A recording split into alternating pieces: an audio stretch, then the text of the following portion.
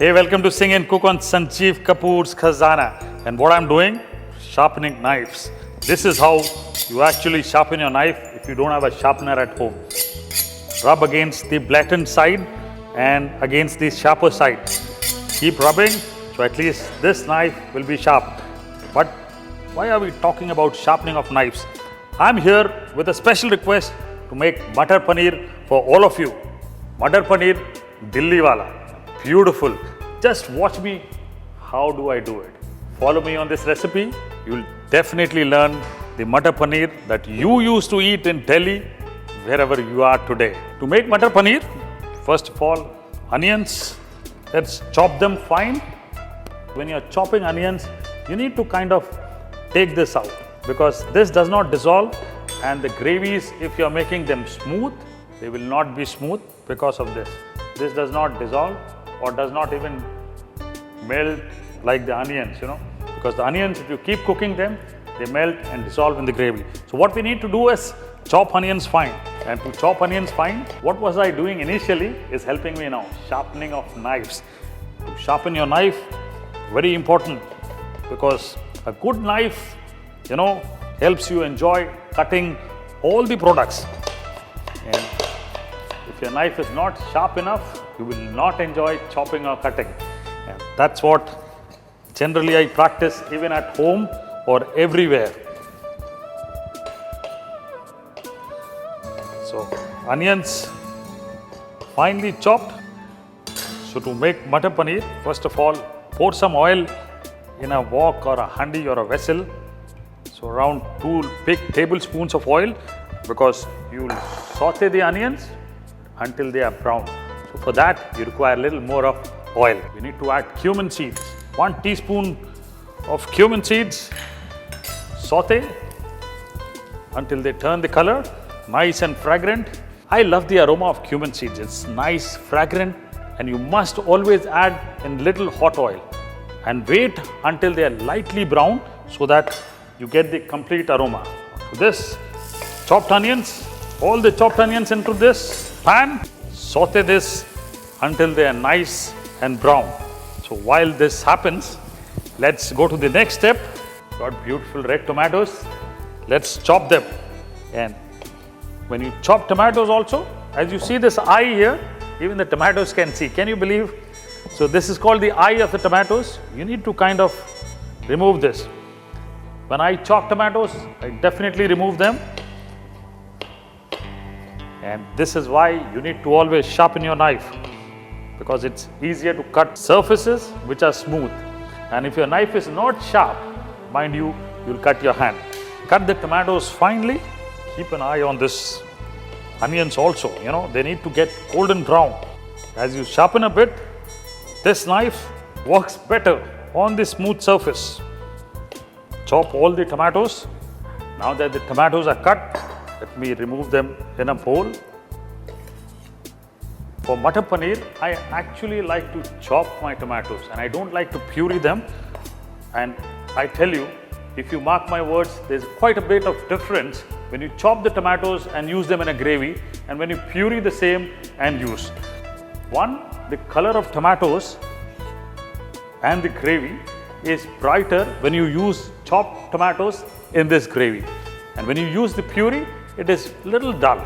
And I always prefer using fresh chopped tomatoes in the Matar Paneer. The onions are almost brown now.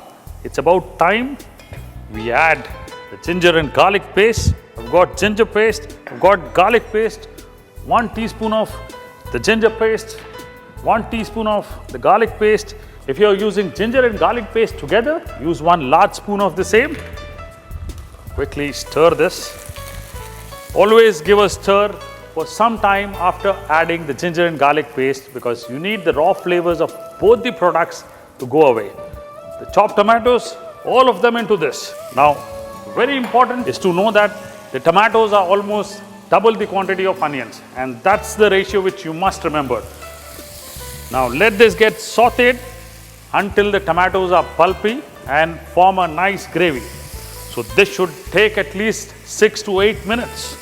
Now here I've got some paneer. So let's cut some cubes of paneer. As we all know in India, there are two formats of paneer, Malai paneer and the normal paneer. But in my Punjab, when I went there, I asked people, Bhai ji, Malai paneer dena. The Malai paneer kya hota hai? What's Malai paneer? There's only one kind of paneer available up north, but across the country, there are two types of paneer available. One is Malai paneer, which is very soft, which actually has more moisture than the normal paneer. The normal paneer, keep adding some kind of flour, make it little hard. So paneer into this size of cubes, not bigger than this. Let's cut them and put it in a bowl. I remember all my old ustads whom I used to see in Delhi, they used to always fry the paneer. Personally, I don't like to fry the paneer. Why? Because one, this is protein and fat. If you fry this more, it becomes rubbery. So I like to keep it soft and use it as it is. Now, tomatoes are almost getting pulpy here. You can all mash with the back side of your spoon, like this. This will help you give a nice and smooth gravy. I'll not strain the gravy because I love to keep everything intact. All the masala that you're putting in, the onions, the tomatoes, ginger garlic paste and cumins, all of that should be inside it. Kind of strain the gravy, probably get a thin one and then you reduce the gravy. I don't want to do this. This is almost done now. To this, let's add red chilli powder. 1 teaspoon of red chilli powder. If you like it spicier, you can add more. I've got coriander powder, freshly ground coriander powder, 2 teaspoons of this, half a teaspoon of turmeric powder, salt to taste. I'll cook this for some time because I want the spices to get cooked, and this should take about 2 to 3 minutes. And while this happens, you will also see that the masala will ooze out oil. So that's the time to remember that the gravy is almost done, the spices are cooked, otherwise you get the raw flavors. At this point of time, anytime you're cooking the gravy, do not add water. Cook them for some time, and that's what the tricks are in Indian food. It's very important to remember that when you add dry spices to such a paste, cook them for some time.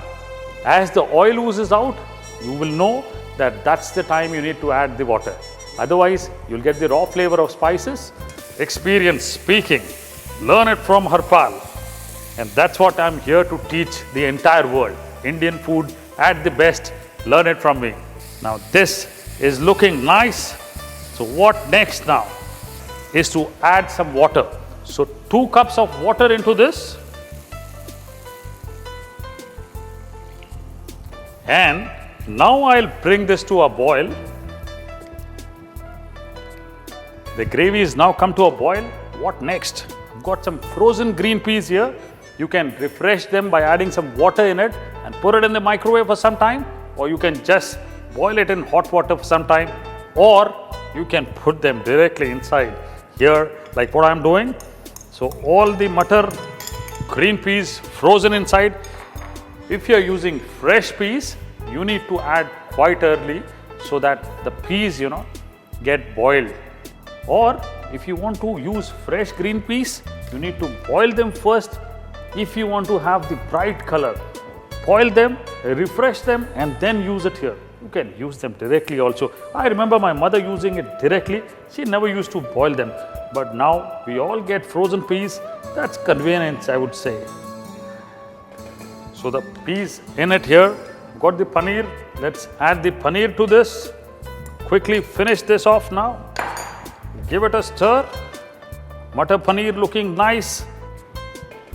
Now this matar paneer that you see here is a very home style recipe. Now you can use it like this, but there's a little twist that I'm adding. Generally what we all do is add some chopped coriander to this. What I'm going to do here is I've got some fresh coriander paste. How do you make a coriander paste? Take some coriander leaves, chop it up, put it in a blender, add some lemon juice and blend it fine. You get a coriander paste. So the twist is I'm not adding freshly chopped coriander as a garnish to this. There's a paste that's going in here. So 2 teaspoons, large one of them inside this. Beautiful. This is the beautiful twist to the matar paneer that I have here. Wow. Suddenly you get a beautiful fragrance of fresh coriander. Let me just have a little taste of this. Perfect. Finally, the healthy ingredient. This makes all of us smile. And I love to add this to the Matar Paneer that I make. Little bit of cream, fresh cream, whole cream. After adding the cream, bring it to a boil and sprinkle garam masala. I have not used here whole garam masala because I am using ground garam masala. Finally, sprinkle some ground garam masala. Give it a stir. Wow, look at the Matar Paneer. Nice and beautiful. The fragrance of fresh coriander and the garam masala.